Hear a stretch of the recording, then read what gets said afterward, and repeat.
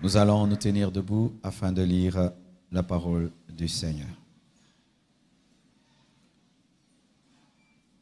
Mon sous-thème aujourd'hui, c'est Dieu va t'obliger à quitter ta zone de confort. Dis à ton voisin, Dieu va t'obliger à quitter ta zone de confort. Amen. On dit Dieu va t'obliger de quitter ou bien à quitter. Dieu va t'obliger de quitter. Vous êtes sûr? Ok. Dieu va t'obliger de quitter ta zone de confort. Matthieu 28, versets 19 à 20. Matthieu 28, 19 à 20. Allez, faites de toutes les nations des disciples, les baptisant au nom du Père, du Fils et du Saint-Esprit.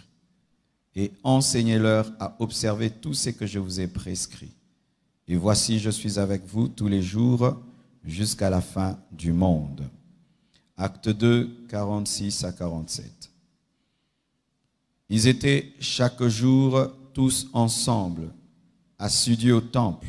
Ils rompaient le pain dans les maisons et prenaient leur nourriture avec joie et simplicité de cœur, louant Dieu et trouvant grâce auprès de tout le peuple. Et le Seigneur ajoutait chaque jour à l'Église ceux qui étaient sauvés. Acte 8, verset 1. Saul avait approuvé le meurtre d'Étienne. Il eut ce jour-là une grande persécution contre l'Église de Jérusalem, et tous, excepté les apôtres, se dispersèrent dans les contrées de la Judée et de la Samarie. Les hommes pieux ensevelirent Étienne, et le pleureur à grand bruit. Saul, de son côté, ravageait l'Église, pénétrant dans les maisons. Il en arrachait hommes et femmes et les faisait jeter en prison. Ceux qui avaient été dispersés allaient de lieu en lieu, annonçant la bonne nouvelle de la parole. Philippe étant descendu dans la ville de Samarie, y prêcha le Christ. Les foules tout entières étaient attentives à ce que disait Philippe lorsqu'elles apprirent et virent les miracles qu'il faisait. Car des esprits impurs sortirent de plusieurs démoniaques en poussant des grands cris, et beaucoup de paralytiques et de boiteux furent guéris. Et il eut une grande joie dans cette ville. Acclamons la parole du Seigneur. Amen. Dieu va t'obliger. Pourquoi? Parce que des fois, nous ne voulons pas quitter notre zone de confort. Je vois l'aigle. Comment il fait? C'est qu'il prend ses petits, ses aiglons, et de force, il les sort du nid et les jette en l'air. Et les aiglons sont obligés de déployer leurs ailes afin de ne pas mourir. C'est un enseignement dans la nature qui révèle la manière dont Dieu, des fois, est obligé. Je dis obligé. Quand est-ce que Dieu est obligé de te forcer? C'est lorsque tu entends la parole, mais tu n'obéis pas. C'est lorsque tu veux demeurer là où il ne veut plus que tu sois. Ainsi, Dieu va utiliser la souffrance. Il va utiliser la douleur. Il va utiliser le rejet. Il va utiliser les pleurs, les grincements de dents. Il va amener l'inconfort là où tu as le confort pour que tu sois obligé de quitter ta zone de confort. Lorsque l'enfant n'entend pas, les parents sont obligés de tirer l'oreille. Lorsqu'il tire l'oreille, l'enfant n'entend pas, on est obligé de le mettre dans la chambre. Pourquoi? Parce qu'il faut passer à un autre niveau pour amener la transformation. Il en est de même pour toi, mon frère. Lorsque Dieu sent que le succès t'endort, il va amener l'échec dans ta vie pour te réveiller. Lorsque les acclamations et les rejets, lorsque tu persistes à demeurer à un endroit qui ne veut plus, il va faire que tu sois chassé et rejeté de cet endroit. C'est une manière de faire. Dieu fait cela souvent. Si tu es sensible au Saint-Esprit et tu comprends et tu agis, Dieu ne sera pas obligé d'amener l'inconfort. Si Dieu sent que tu collabores facilement avec son plan dans ta vie, Dieu ne sera pas obligé d'amener l'inconfort. Mais la plupart d'entre nous, nous n'entendons Dieu que lorsque nous passons par des moments difficiles. C'est pourquoi Dieu est obligé de te faire déménager de force, de te déraciner de ta zone de confort. Je vais vous donner 2 exemples aujourd'hui. Je vous parlerai tout d'abord de l'église primitive. Lorsque Jésus-Christ s'en va, après sa mort et sa résurrection, qu'est-ce qu'il leur dit? Allez, faites de toutes les nations mes disciples. Allez, Jérusalem, Judée, Samarie, extrémité de vision, qu'ils puissent le témoigner à Jérusalem, mais qu'ils ne demeurent pas à Jérusalem, qu'ils puissent témoigner en Judée, qu'ils puissent témoigner en Samarie, jusqu'aux extrémités de la terre. C'était ça le plan. Le plan de Jésus-Christ, c'était l'évolution. Le plan de Jésus-Christ, c'était les extrémités de la terre. C'était ça son rêve, c'était ça sa vision, c'était ça le mot d'ordre qu'il a laissé aux disciples. Mais qu'est-ce que les disciples ont fait? Ils sont allés dans la chambre haute. C'était la volonté de Jésus-Christ, parfaite pour ce moment-là. Ils y expérimentent le baptême du Saint-Esprit, l'effusion du Saint-Esprit, une bonne chose. Pierre sort, il prêche la parole, une bonne chose. Mais qu'est-ce qui se passe? Une communauté stagnante se crée autour de l'expérience de la chambre haute, ce qui n'est pas dans le plan et dans la mission. Ils commencent à vendre leurs biens pour habiter ensemble. Ils habitent ensemble, ils vivent ensemble, ils se côtoient. La communion fraternelle, c'était la volonté de Dieu, mais pas la volonté parfaite de Dieu. Car dans la volonté de Dieu, il y a sa volonté permissive et sa volonté parfaite. Il y a sa volonté et sa priorité. La priorité de Jésus-Christ, c'était que son évangile, sa mort et sa résurrection soient proclamés jusqu'aux extrémités de la terre et qu'il puisse, au-delà de parler à Jérusalem, qu'il puisse aller en Samarie. Mais la Samarie, méprisée par ceux qui étaient à Jérusalem, parce que les Samaritains avaient une religion hybride. C'était un mélange d'idolâtrie et un mélange de judaïsme. Et lorsqu'un juif devait passer par la Samarie, il évitait cela. Il acceptait de faire un long contour pour ne pas passer par la Samarie. C'est pourquoi, mes frères et sœurs, on parle clairement quand... Vous voyez, ils étaient là, ils prêchent, ils chantent, miracle, prodige, ils chantent, ils prêchent, miracle, prodige. Mais quand on tue Étienne, tout le monde est choqué. Quand on tue Étienne, on le lapide. Et il n'y a pas un miracle, un prodige, non, il ne ressuscite pas. Il meurt pour de vrai. Alors la Bible nous dit, certains d'entre vous, pour une nouvelle saison, vous serez persécutés.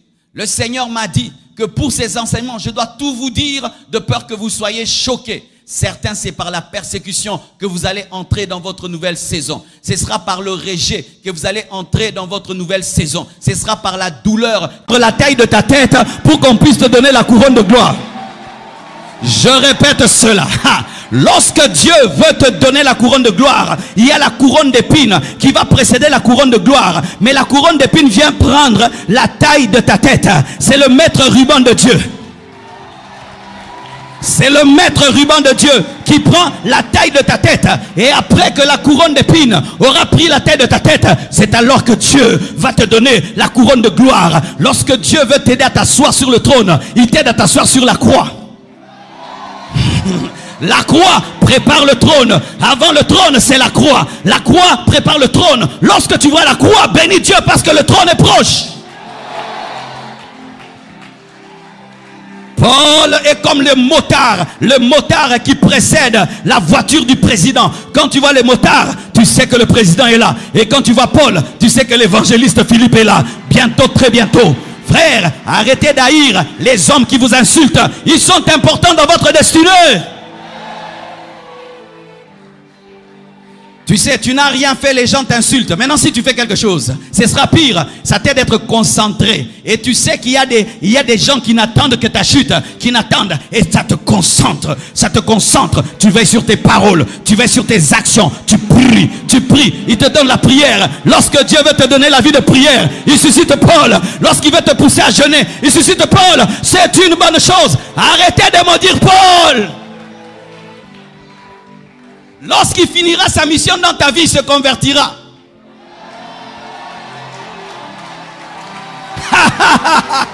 Alléluia!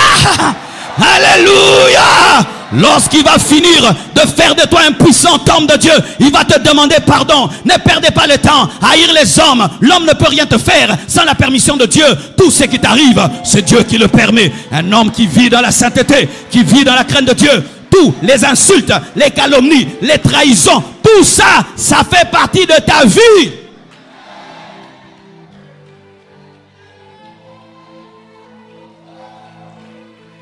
Un jour, on m'a chassé d'une maison, mes frères. J'étais chassé la nuit dans une maison. À 23 heures, un homme est venu dans sa maison. Il m'a chassé. J'habitais sa maison. Il m'a chassé. J'ai pris ma radio et je pleurais sur la route. Et j'ai dit, Dieu, regarde ceci. Je suis allé dormir dans le bureau de l'église. Ce bureau n'avait pas de climatisation ni de fenêtre. Et après, je suis allé habiter un garage. Je dormais par terre, sur une petite mousse. Une porte qui n'a même pas de clé. Mais Dieu me réservait tellement de choses. Tellement de choses. Frère, bénis Dieu pour les gens qui te chassent. Parce que tu ne vas pas pousser là. Lorsque tu as une pomme de terre et tu veux pousser au Congo, Dieu va te chasser pour que tu ailles en Suisse. Et c'est là que tu vas te manifester. Tu as un potentiel qui n'est pas reçu à un endroit. Bénis Dieu. Les rejets des hommes te canalisent. Les rejets des hommes te canalisent. Lorsque les hommes te rejettent, ça te canalise à aller vers les personnes de ta destinée. Bientôt, Paul va se manifester dans ta vie. Ça peut être même ton propre frère, ta propre sœur, un ami intime que tu aimais beaucoup. Tout d'un coup, il va manifester un caractère bizarre. Un caractère bizarre. N'aie pas peur. C'est Paul. C'est l'esprit de Paul qui s'est manifesté en lui. Parce que tu es trop à l'aise. Tu es trop calme. Tu ne pries plus bien. Maintenant, tu pries un tout petit peu. Parce que tu es pas à l'aise. Pourquoi David a commis le péché? Il était à l'aise. Il était à l'aise. C'est pourquoi il est tombé avec Bathsheba. S'il avait des véritables guerre, il n'allait pas tomber avec Bathsheba. Lorsqu'il y avait Goliath devant lui, il n'est pas tombé avec Bathsheba. C'est pourquoi Dieu te réveille au travers de Paul. N'attendez pas toujours d'être aimé, ce n'est pas la Bible. N'attendez pas toujours d'être acclamé, ce n'est pas la Bible. Dieu ne nous élève pas que par des acclamations. Dieu ne nous élève pas que par le confort. Paraît-il, mes frères et sœurs, que certains arbres, pour s'enraciner dans la terre, ont besoin de tempêtes.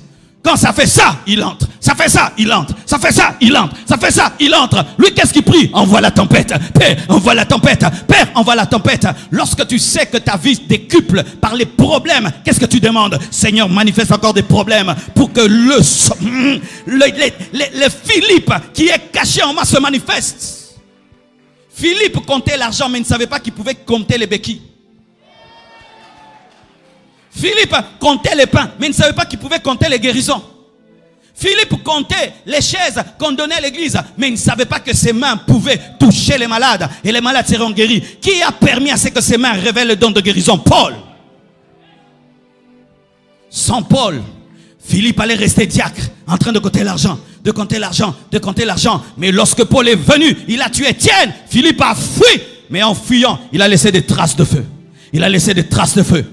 Il a laissé des traces de feu et il a manifesté un apôtre qui était en lui.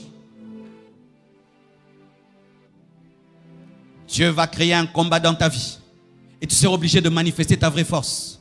Je connais des personnes très très fortes, mais qui ne manifestent leur force que lorsqu'elles sont en colère. S'ils ne se fâchent pas, tu peux le taper. Mais si seulement il se fâche, il va te taper. C'est pourquoi certains boxeurs, au début du combat, ils ne tapent pas. Il te dit tape-moi. Tape-moi, parce qu'il a besoin d'atteindre un niveau de colère pour te taper pour de vrai. Pareil aussi, Dieu sait que tu es un homme fort, mais tu es trop à l'aise. Quelqu'un va te donner des coups bientôt. Il va te donner des coups et tu seras obligé de manifester l'homme qui est en toi, l'onction qui est en toi, le potentiel qui est en toi, l'intelligence qui est en toi. Tu seras obligé de manifester cela. Même si ça vient de tes parents. Même si ça vient de tes parents. Ou ta mère commence à te dire, une grande fille comme ça dans ma cuisine, une grande fille, ne dis pas maman ne m'aime pas. Non. C'est le temps que tu t'en ailles. Et que tu puisses manifester les enfants qui sont en toi. C'est le temps que tu t'en ailles. Et que tu puisses gérer ta propre maison.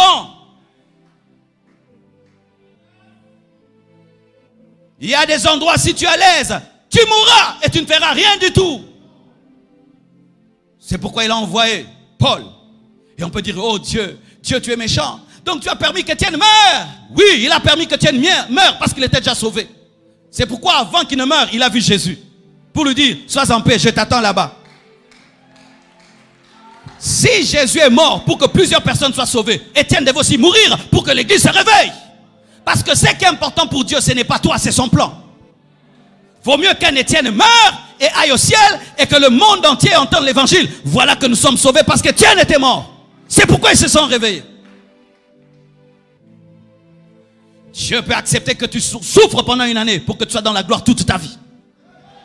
Ah oui, Dieu peut accepter que tu souffres pendant 6 mois pour que tu vives 60 ans dans la gloire. Et quand des fois tu penses qu'il aura pitié de toi, s'il a pitié de toi, ta vie ne changera pas. Il doit envoyer quelqu'un qui, sans pitié, c'est pourquoi des fois il envoie des païens. Il envoie des hommes charnels. Il envoie des fous. Parce qu'il n'aura aucune conscience. Et il va faire bien son travail.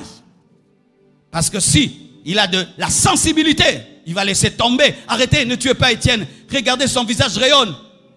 Lui, il est sans pitié. Sans pitié. Si le médecin a pitié de toi, il va te tuer. Il doit être sans pitié. Il t'enlève une partie de tes intestins. Il les coupe. Il t'endort. Il t'ouvre le ventre 2 fois, 3 fois. S'il a pitié, il te tue. C'est pourquoi souvent, les personnes qui sont traitées par des personnes très proches meurent. Pourquoi? Parce qu'il y a la pitié. Arrêtez de rechercher la pitié dans la vie. Vous ne serez jamais grand. Oh, arrêtez. Les personnes qui nous transforment, ce sont des personnes sans pitié. Les amis amènent le confort, les ennemis amènent la transformation. Je répète, les amis amènent le confort, mais ce sont les ennemis qui amènent la transformation. Arrêtez de prier pour la mort de vos ennemis. Un ennemi doit mourir lorsqu'il a fini sa mission.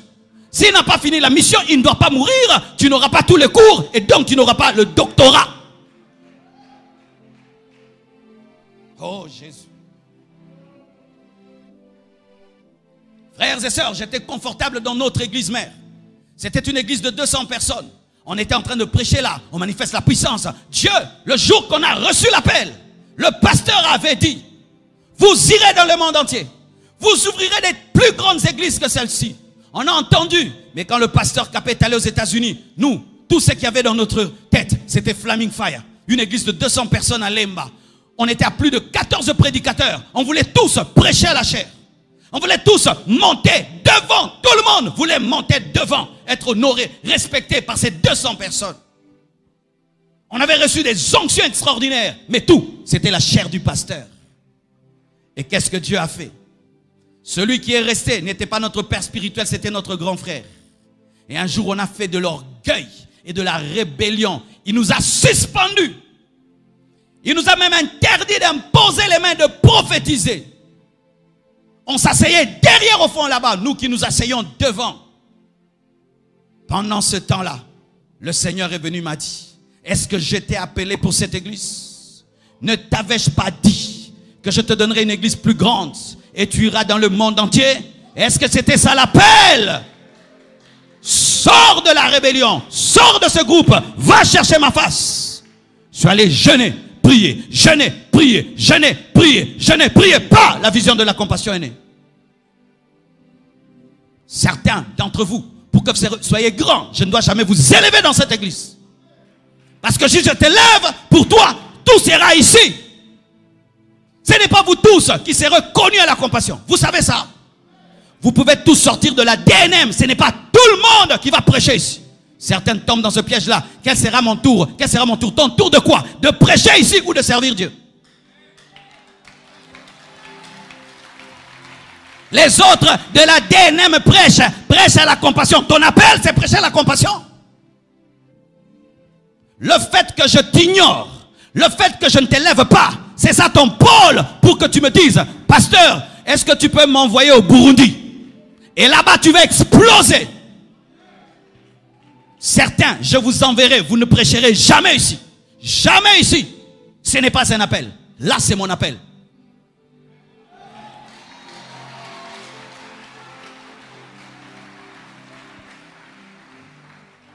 Frères et sœurs, toute ta vie, tu peux être en train de rechercher quelque chose qui n'est pas de toi. On appelle ça les fausses attentes. Élie s'attendait à ce que quand il va invoquer le feu, Jézabel va se convertir et Akab. Il invoque le feu, il tue les prophètes. Jézabel ne se convertit pas. Et Jézabel lui promet la mort. Et il va dire à Dieu, tue-moi. Est-ce que Dieu lui avait promis la conversion de Jézabel? Il lui avait promis le feu, c'est tout. Dieu ne t'a pas promis qu'on t'aimera toute ta vie. Dieu ne t'a pas promis que tu seras chouchouté par tout le monde. Dieu ne t'a pas promis une vie sans problème. Dieu ne t'a pas promis une vie sans problème. Si Dieu te promet une rose, il y aura toujours des épines parce qu'il n'y a pas de rose sans épines. Il n'y a pas de rose sans épines. Vous tous ici qui cherchez une vie sans combat et sans difficulté, vous êtes disqualifiés pour le succès. J'aime quand j'ai des combats. J'aime quand les gens m'insultent. Ça me canalise. Parce qu'on insulte que quelqu'un qui fait quelque chose. Les insultes sont des prophéties que tu es un homme grand. Les combats sont des prophéties que tu existes parce qu'on ne combat pas le vent. Tu te plains, tout le monde me combat, donc tu es important. Parce que si tout le monde est contre toi, donc tu es grand. Basangela kaka mutu yama kasi, basangela kaka mutu yama kasi, basangela na kaka mutu yama kasi. On se ligue que contre un homme fort, mais toi tu as la prophétie par tes ennemis et tu es en train de dire je ne suis rien, tu es quelque chose. Si l'église primitive n'était rien, on n'allait pas susciter un pôle. On a suscité un pôle parce que le mouvement de Jésus-Christ devenait de plus en plus grand. Ça commençait à terrifier les Sadducéens, terrifier les pharisiens. Ils devaient manifester un pôle. Mais comme l'église grandit par le sang des martyrs, c'était le carburant qu'ils ont donné à l'église. Et l'église a grandi davantage. Partout dans le monde. Où l'église est persécutée, l'église grandit. Les chrétiens deviennent davantage spirituels. Lorsque l'église de la Chine était persécutée, vous savez quel niveau ils avaient atteint? Ils avaient atteint le niveau où ils peuvent faire des réunions par parole de connaissance. C'est-à-dire, tu pries dans ta chambre, le Saint-Esprit te dit où vous allez vous rencontrer. Parce que c'était impossible de dire clairement, il y a culte tel endroit. Donc tu pries, on te dit, limitez 2e rue. Tu vas, tu trouves des gens. Comment tu es arrivé ici? Dieu m'a dit. Un pasteur est allé là-bas. Il a rencontré des hommes de Dieu qui n'avaient pas de Bible. Et il avait pitié d'eux. Ils étaient des centaines, il n'avait que 20 Bibles. Et quand il donne la Bible, les gens prennent la Bible, il la passe à d'autres. Et il dit pourquoi? L'un dit, j'ai déjà mémorisé la moitié de la Bible. L'autre, j'ai déjà mémorisé toutes les épîtres. Pourquoi? Comme il n'y a pas beaucoup de Bible, quand moi j'ai la Bible, je la mémorise. De sorte que lorsque on dit, nous allons maintenant lire Corinthiens, la sœur Corinthien se lève. Elle dit Corinthiens. Pourquoi? La persécution. Vous êtes une église de 1000 personnes, il n'y a que 2 Bibles. Le jour qu'on te donne la Bible, tu vas l'avaler. Ce qui va t'arriver va sortir le meilleur de toi. Car pour avoir le jus, il faut presser le fruit. Et tu seras pressé. Tu seras pressé. Je dis tu seras pressé. Même si tu pleures, tu seras pressé pour que le monde, pour que l'église, pour que la famille puisse boire ton jus. Tu seras pressé.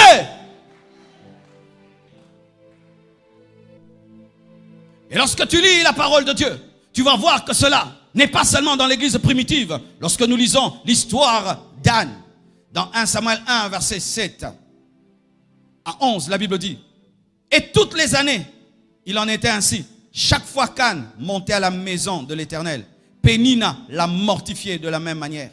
Alors elle pleurait et ne mangeait point. Elkana, son mari, lui disait, Anne, pourquoi pleures-tu? Et tu ne manges-tu pas? Et ne manges-tu pas? Pourquoi ton cœur est-il attristé? Est-ce que je ne vaux pas pour toi mieux que 10 fils? Anne se leva après qu'on eut mangé et bu à Silo. Le sacrificateur Élie était assis sur un siège près de l'un des poteaux du temple de l'Éternel. Et l'amertume dans l'âme, elle pria l'Éternel et versa des pleurs. Elle fit un vœu en disant, Éternel des armées, si tu daignes regarder l'affliction de ta servante, si tu te souviens de moi et n'oublie point ta servante, et si tu donnes à ta servante un enfant mâle, je le consacrerai à l'Éternel pour tous les jours de sa vie, et le rasoir ne passera point sur sa tête. Anne était dans le confort. Elle avait un mari, Elkana, qui l'aimait beaucoup, qui lui donnait la double portion, qui lui donnait son amour, son argent et tout. Mais Anne avait quelque chose. Elle a refusé le confort d'Elkana. Parce que Elkana l'empêchait d'avoir un enfant. Lorsqu'elle pleurait, elle priait, elle jeûnait pour avoir un enfant. Elkana la calmait et lui disait, est-ce que je ne vaux pas plusieurs enfants? Pourquoi? Contente-toi de moi. Contente-toi de moi. Contente-toi de moi. Mais je t'ai déjà toi. Mais je n'ai pas Samuel. Le changement de ta vie n'est pas dans Elkana, parce que tu as déjà Elkana. Le changement de ta vie est dans Samuel. C'est par Samuel que Anne est connue, pas par Elkana. Qui est Elkana dans ta vie? C'est celui qui te dit calme-toi, tu es déjà bien. Tu as déjà un bon salaire, calme-toi. Tu as déjà une maison, calme-toi. Tu as déjà une voiture, calme-toi. Tu prêches déjà bien, pourquoi tu cherches les miracles? Tu es déjà bien au Congo, pourquoi tu vas aller implanter ton entreprise en Chine? Elkana, c'est cette personne qui te calme. Lorsque tu commences à beaucoup jeûner, prier, te dis pourquoi tu maigris comme ça? Pourquoi tu cherches Dieu comme ça? Lorsque je commençais à chercher Dieu, on me disait qu'est-ce que tu manques à la maison? Marcelo, les autres ils jeûnent comme ça parce qu'ils manquent, ils manquent, ils manquent. Toi tu manges, tu vas à l'école, tu as tout. Pourquoi? C'est ça Elkana. Elkana c'est celui qui te calme. Lorsque tu te donnes à l'église, on te dit mais est-ce que tu es pasteur? Lorsque tu jeûnes beaucoup, on te dit est-ce que tu vas faire une croisade? Ce sont ces personnes, lorsque tu as la rage dans la vie, qui te traitent d'orgueilleux. Pourquoi tu ne te contentes jamais des petites choses? Pourquoi tu aimes que des grandes choses? Pourquoi seulement des grandes choses? Contente-toi. Et il te donne même des versets. Pourquoi je vais me contenter des petites choses si Dieu m'offre des grandes choses? Qu'est-ce que pourquoi je vais laisser à Dieu plein de choses sur la table alors que celui qui a fait la table? Ce sont ces personnes qui viennent toujours te ramener en arrière. Pourquoi? Parce que elles sont confortables avec une femme stérile alors que toi tu es fatigué d'être stérile. N'écoute pas Elkana. Ne l'écoute pas. Malgré ses cadeaux, toi tu n'as pas besoin de cadeaux, tu as besoin d'un enfant. Toi tu as besoin d'être l'homme que Dieu t'a révélé. Tu n'as pas besoin seulement d'amour et de paix. Tu as besoin de devenir l'homme que Dieu t'a révélé, que tu as vu dans les songes, que tu as vu dans la vision. Jacob était il aimait tellement Joseph, et Dieu a senti que jamais Joseph n'allait devenir grand à côté de Jacob. C'est pourquoi il a utilisé la méchanceté, parce qu'il savait que ses frères allaient être implacables. Même si tu rêves dans la maison de ton père, ce n'est pas dans la maison de ton père que tu seras ministre. Et comme Dieu savait que Jacob allait empêcher à Joseph de devenir ministre, il lui a arraché son enfant. Il lui a arraché son enfant. Il savait que Potiphar pouvait le mettre en prison. Il savait que ses frères pouvaient le jeter. Il savait que la femme de Potiphar pouvait mentir. Qui est ton Elkana? Qui bloque ta vie de prière, qui bloque quand tu commences à prier, qui bloque quand tu commences à chercher des grandes choses, qui bloque quand tu te donnes et tu te donnes et tu commences à soupirer des grandes choses, qui te ramène toujours en arrière, qui te ramène, tu exagères, qui te dit souvent tu exagères. J'exagère, j'ai du retard dans la vie. Des hommes de mon âge sont des présidents de la République. Des hommes de mon âge ont créé des avions. Des hommes de mon âge ont influencé des nations. Lorsque vous lisez l'histoire d'Alexandre le Grand, un jeune garçon qui a bougé le monde. Les gens qui te disent toujours tu es un enfant, tu es un enfant. Arrête de me dire que je suis un enfant. Je n'aime pas qu'on me dise ça. Tu es un enfant, tu es un enfant, tu viens de commencer, tu viens de commencer. Des hommes sont devenus rois à l'âge de 13 ans dans la Bible. Frères et sœurs, faites très attention à Elkana. C'est le confort de ta vie. Quelque chose qui te dit de te contenter. Contente-toi de moi. Tu n'as pas besoin de Samuel. Non, Elkana ne oint pas David. C'est Samuel qui va oindre David. Et donc, si je n'enfante pas Samuel, comment David aura l'onction?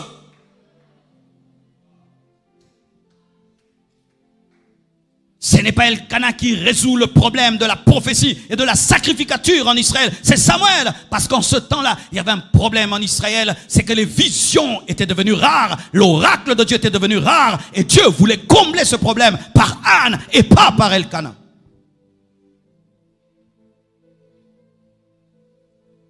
Et il y a le sacrificateur Élie. Le sacrificateur Élie, c'est celui qui ne comprend pas ce que tu fais. Anne vient en train de soupirer, de vibrer, vibrer dans la présence de Dieu. Parce qu'il y a des niveaux de prière, frère. Tu ne sais plus parler. Tu ne sais plus parler. Il y a des soupirs inexprimables. Tu as envie seulement de crier. Il m'arrivait des fois, mes frères, tu sens en toi que tu as une grossesse. Tu as une grossesse spirituelle. Tu sens ça, qu'il y a quelque chose en toi qui doit sortir. Il fut un temps, dans ma jeunesse, je sentais qu'il y avait une boule ici qui m'étouffait. Je sentais que ça devait se déchirer. Je pouvais prier comment? Elle était toujours là. Et puis l'Esprit m'a dit, commence à aller sur des montagnes. J'allais sur des montagnes, je traversais l'eau, j'allais sous des arbres et je montais là-bas. Je ne priais pas, je criais seulement ah! Et puis je descendais. Parce que si je le faisais dans ma chambre, les gens allaient venir dire que je suis fou. Je criais et je sentais ça se déchirer. Ce sont des gens qui ne comprennent pas ta manière de prier. Ce sont les gens qui critiquent ta manière de prier. Lorsqu'elle était en train de vibrer, elle opérait dans une dimension qui était nouvelle et inconnue au sacrificateur. Qu'est-ce qu'il a dit? Que tu es ivre. Que tu es ivre. Il ressemble à ces hommes qui ont vu les apôtres parlant d'autres langues. Et ils ont dit qu'ils étaient ivres. Ce sont des personnes qui, au lieu de voir le Saint-Esprit opérer en toi, disent c'est la chair, c'est la chair, c'est la chair, c'est la chair. N'écoute pas ces gens-là. Qui sont là toujours à critiquer tes aspirations et tes désirs. Et qui ne les comprend pas et ne les comprenant pas, leur donne des noms pour calmer leur conscience. Parce que l'homme, lorsqu'il ne comprend pas ta vie, pour se calmer lui-même, il doit définir ta vie. C'est-à-dire, il voit cette femme prier comme jamais il n'a vu quelqu'un prier comme ça. Alors, au lieu de dire c'est l'esprit, il n'a jamais vu ça, il dit non, c'est le vin. C'est l'orgueil. C'est la compétition. C'est la rivalité. C'est la prétention. Ce n'est même pas la foi, c'est que tu dis là, c'est le courage, c'est le courage. Alors que toi, tu sens que c'est la foi. Lorsque le sacrificateur te parle, ça entre ici, ça doit sortir là-bas. Je peux te donner mon oreille, mais je ne suis pas là. Tu peux être en train de parler, je te regarde, mais mon cœur n'est pas là. Tout ce que tu dis, entre ici et sort là. Mais je refuse de te déranger. Je te donne ma présence, mais mon esprit n'est pas là. Je ne suis même pas touché par ce que tu dis.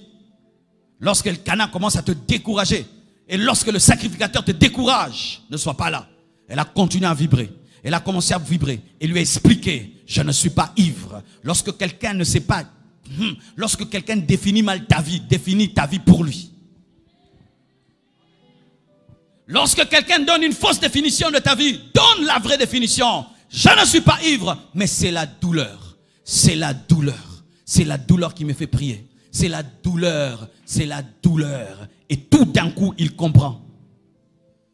Frère, lorsque on te décourage, toi tu dois monter. Et quand on la décourage, elle monte. Elle dit à Dieu maintenant, si tu me donnes, je te le donne. Alléluia. Elle arrive là où Dieu voulait qu'elle arrive. En soi, Dieu aussi avait un problème. Dieu cherchait un homme, elle cherchait un enfant. Dieu cherchait un prophète, elle cherchait un enfant. Alors il fallait que l'enfant devienne le prophète de Dieu pour qu'elle ait l'enfant. C'est-à-dire, je te donne, tu me donnes. C'était ça le projet. Dieu avait besoin de sa matrice, mais elle voulait prouver à Pénina. Et lorsqu'elle a voulu et accepté résoudre le problème de Dieu et qu'elle est montée, Dieu l'a exaucée. Mais qui l'a fait monter? Pénina. Pénina, c'était sa rivale. C'était une autre femme. C'était la deuxième femme. Mais malgré qu'elle était la deuxième femme, elle avait des enfants. Lorsque Anne mange, elle le disait, certains sont venus ici seulement pour manger. Nous, on a des bébés. Lorsque Anne s'habille bien, certaines font que bien s'habiller. Nous, on prend soin des enfants. Lorsque Anne prie, tu ne fais que prier, nous ne voyons rien. Regarde mon Dieu, elle touche son ventre. Lorsqu'elle veut baisser dans la prière, elle entend Pénina lui dire, Abota milangi. Elle commence à prier. Lorsqu'elle veut se contenter d'Elkana, elle entend Pénina lui dire, arrête d'envoyer mes enfants. enfante les tiens. Hey, sharadaba, yandadababa. Tu as quelqu'un comme ça dans ta vie? Tu n'en as pas. C'est pourquoi tu as endormi. Tu as endormi. J'ai eu de telles personnes dans ma vie. J'ai décidé même de ne plus en parler. J'ai eu de telles personnes qui te blessent, et tu sens que tu dois réussir. Tu dis, je dois réussir. Si je mourrais, je mourrais. Je dois réussir. Frère, si tu me vois là, il n'y a rien qui peut m'arrêter. La seule personne qui peut m'arrêter, c'est Dieu. Rien. Je te dis, quand je te dis rien, c'est vraiment rien. Pénina, c'est elle qui accélère pour toi. Elkana freine. Lorsque Dieu veut que tu ailles vite, il envoie Pénina qui dit, tu ne fais que prier, nous ne voyons rien. Tu ne fais que prier, nous ne voyons rien. 10 ans de vie chrétienne, qu'est-ce que tu as comme résultat? Si Dieu est avec toi, pourquoi il ne résout pas tes problèmes? C'est ce qu'ils ont dit à Jésus. Tu as guéri les autres. Guéris-toi toi-même. Tu as guéri les autres. Quitte la croix. Et Jésus a démontré, 3 jours après, il est ressuscité. Dieu va envoyer quelqu'un te provoquer. Dieu va envoyer quelqu'un te rappeler que tu es stérile. Financièrement stérile. Ministériellement stérile. Socialement stérile. Il n'y a pas que la stérilité physique. Il y a des gens qui ont des enfants mais qui sont stériles. Tu ne fais rien dans la vie. Tu ne fais rien dans la vie. Tu n'as rien, aucune réalisation. Le jour que tu vas mourir, on va dire, il était né, il était mort. Point barre. Oui. Il y a quelqu'un qui va te rappeler. Je ne fais que te donner. Je ne fais que te donner. Et toi, tu te souviens. Un jour, tu iras dans une fête de famille. Quelqu'un va te lancer une parole. Ne lui dites rien. Il ne fait rien. Il ne donne que des conseils. Dieu enverra quelqu'un te réveiller. Pourquoi? Tu as besoin d'avoir la rage. Tu as besoin d'avoir la rage. Quelqu'un un jour te dira, où est ton Dieu? Où est ton Dieu? Il te dira, moi je suis païen. Le diable m'a donné ça, m'a donné ça. Toi tu pries, qu'est-ce que tu as? Pénina. Pénina viendra défier ta vie de prière, défier tes jeûnes, défier ton appel. Et tu as besoin d'elle. C'est elle qui te permet d'avoir Samuel. Sans Pénina, on n'a pas Samuel. Elkana est trop confortable. Le sacrificateur Élie est ignorant. Mais Pénina, elle appuiera. Pourquoi? Tu es sa rivale. Tu sais, Pénina a eu des enfants. Mais ces enfants n'ont pas de nom. Ce sont des enfants non griffés.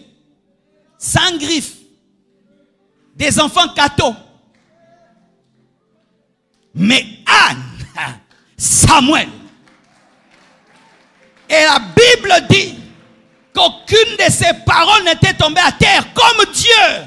Frère, le temps que tu prends, c'est parce que tu prépares un géant. Tu prépares un géant. Tu prépares un géant. Laisse-les faire des choses. Laisse-les aller en avance. Laisse-les courir. Ce que tu enfanteras dépassera, doublera. Pourquoi? C'est ton fils qu'on attend. Ce ne sont pas les fils de Pénina. Frères et sœurs, vous avez des Samuel dans vos ventres. Mais vous avez un problème. Vous êtes comme ces femmes qui vont accoucher, qui sont paresseuses. Une fois, je suis allé à la maternité. J'ai trouvé des femmes paresseuses. C'est le temps de pousser les bébés. Elles n'arrivent pas. Elles n'arrivent pas. Elles pleurent. Elles pleurent. Elles pleurent. Mais il y avait d'autres. Tu sens qu'elle attend. Alors le jour que je suis entré, il y a une qui m'a dit, pasteur, prie pour moi, je vais enfanter. Cette femme a enfanté. Lorsqu'une femme veut enfanter, il y a la femme sage qui vient. Qui dit pousse, elle ne va pas accoucher pour toi. Elle va te dire respire, respire, pousse. Respire, respire, pousse. Et lorsque tu dois enfanter ta destinée, qui est la femme sage, c'est Pénina. C'est Pénina qui te dit respire, respire, pousse Samuel. Respire, respire, pousse Samuel. En soi, ces mortifications ne sont pas des mortifications. C'est un coaching. Quand quelqu'un te dit pauvre, il te dit tu dois être riche. Quand il te dit tu n'as pas d'onction, il te dit tu dois chercher la puissance. Quand il te dit tu n'es rien, il te dit tu dois être grand. Entends Pénina autrement. Pénina te dit tous les jours, arrête de te contenter d'Elkana. Tu dois aussi avoir un enfant. Si tu pouvais bien entendre les paroles de tes ennemis, si tu pouvais bien entendre les personnes qui te méprisent et qui t'insultent, tu comprendras que ce sont des prophéties en l'envers. C'est pourquoi je prie que Dieu suscite dans ta vie une Pénina. Qui suscite dans ta vie quelqu'un qui va te pousser. Lorsque tu fais l'étude de l'Europe et l'étude de l'Afrique, et parlons précisément de notre pays. Chez nous, frères, tu peux jeter comme ça des graines et puis ça pousse. Tu n'arroses rien, ça pousse. Nous avons un merveilleux climat. Nous avons un sol tellement riche. Sans trop d'efforts, nous avons des fruits partout. Et vous voyez, ça nous a donné une paresse. Mais l'homme blanc, il a l'hiver. S'il ne travaille pas se chauffer, s'il ne travaille pas se couvrir, il va mourir dans le froid. Il est obligé de décupler son intelligence. Savoir comment je peux traverser le froid sans mourir. Comment je vais faire le chauffage. Comment je vais traverser 4 climats. Et sa difficulté devient un avantage. Un jour, je vois un infirme qui n'a plus de jambes, mais il a des mains musclées. Pourquoi? Étant donné que les jambes ne fonctionnent plus, il doit maintenant compenser avec ses mains. Et s'il te tient, tu ne peux pas bouger. Ce que tu appelles faiblesse est un appel à la force. Ce que tu appelles critique, c'est un conseil qui te dit, ne fais pas de bêtises, on ne va pas te rater. Le Seigneur est venu, m'a dit de vous dire, de vous préparer à des Péninas, de vous préparer à des Paul, et de ne pas les lier, de les maudire, de les frapper de mort lorsqu'ils auront fini leur mission. Certains mourront, d'autres se convertiront, d'autres passeront à un autre, parce que ton professeur de mathématiques hier, il donne cours à quelqu'un d'autre. Il a fini avec toi. Et lorsqu'il aura fini avec toi, il te laissera tranquille. Il y a certaines personnes qui, dans ma vie, ont été dures avec moi. Mais aujourd'hui, elles ne le sont plus. Ce n'est plus le moment d'être dur. La mission a été accomplie. Maintenant, c'est le temps de m'encourager. Je ne sais pas comment Pénina se comportait face à Anne lorsqu'elle a manifesté Samuel. Parce qu'après, Dieu a encore donné d'autres. Mais je suis sûr qu'elle a arrêté de mortifier. Pourquoi? Mission accomplie. Samuel est né. Que Dieu vous bénisse abondamment. Butu yalelo lole fungwama lole fungwama lelo lole fungwama Butu yalelo lole fungwama lole fungwama lelo lole fungwama Butu yalelo lole fungwama lole fungwama lelo lole fungwama oh butu ya lelo lole fungwama lelo lole fungwama. Où est ton Pénina? Où est ton Paul? Il est là pour te permettre d'enfanter l'évangéliste. Enfante Samuel. N'écoute pas Elkana. N'écoute pas le sacrificateur élu. Enfante Samuel. Enfante Samuel. Ne maudis pas Paul. Ne maudis pas Pénina. Elle est en mission. Oh butu ya lelo lole fungwama. En français, ça veut dire que cette nuit, le ciel s'ouvre. C'est ça la chanson, que cette nuit, le ciel s'ouvre. Que ce soir, le ciel s'ouvre. Butu ya lelo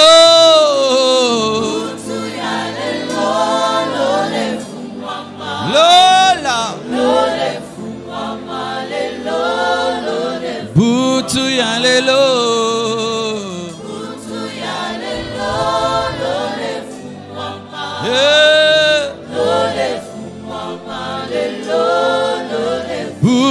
yalelo.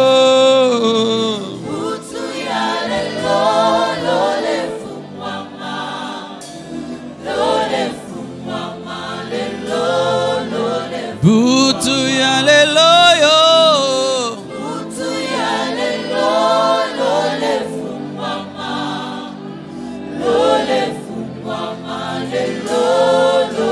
Butu yalelo yo.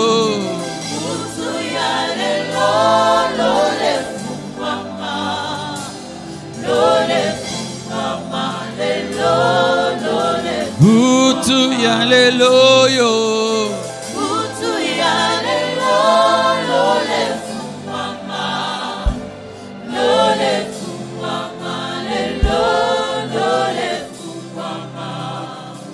Prie, enfante Samuel dans la prière. Enfante Samuel. Et si tu as haï Paul, tu as haï Pénina, réponds-toi. Il ne faut pas haïr Pénina. Il ne faut pas haïr Paul. Toi qui es tombé dans la haine, tu t'es trompé d'ennemi. Toi qui es tombé dans la haine, tu t'es trompé de mission. Ne perds pas ton temps à haïr Pénina et Paul. Toi enfante seulement. Toi enfante ta destinée. Toi enfante ta destinée. Laisse-le t'insulter. Enfante ta destinée. Laisse-la te mortifier. Enfante ta destinée. Laisse-la te mortifier. Enfante ta destinée. Elle est là pour te pousser à donner le meilleur de toi. Yebutu. Oh, lole fumamae.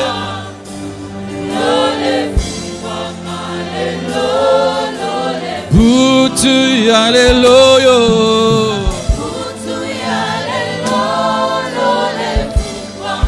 Lola.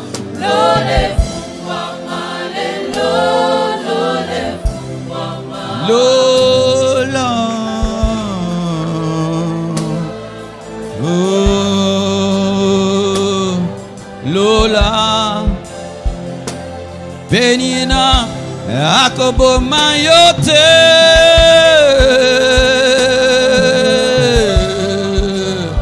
Akobo mayote. Endure. Endure. Endure. Et pousse ton bébé. Monte. Monte dans la prière. Butu, butu yalelo, lole fungama e, lole fungama lelo, butu yalelo yo, lola,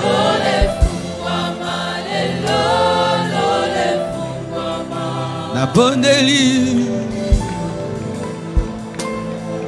Lola.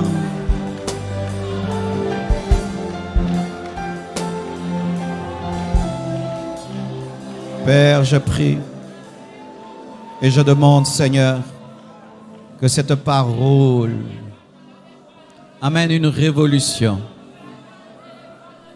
afin de nous pousser à enfanter nos Samuel, nous pousser, Seigneur Dieu de gloire, à manifester Philippe l'évangéliste. Merci pour tous les Paul. Merci pour tous les Pénina.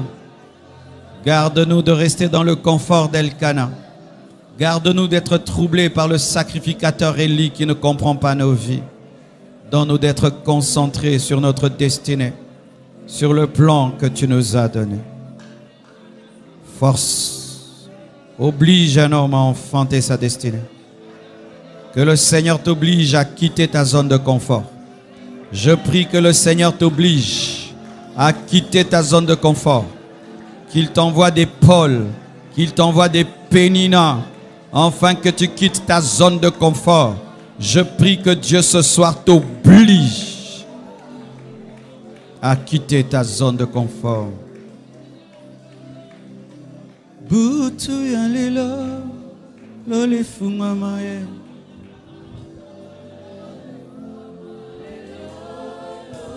Butu yalelo.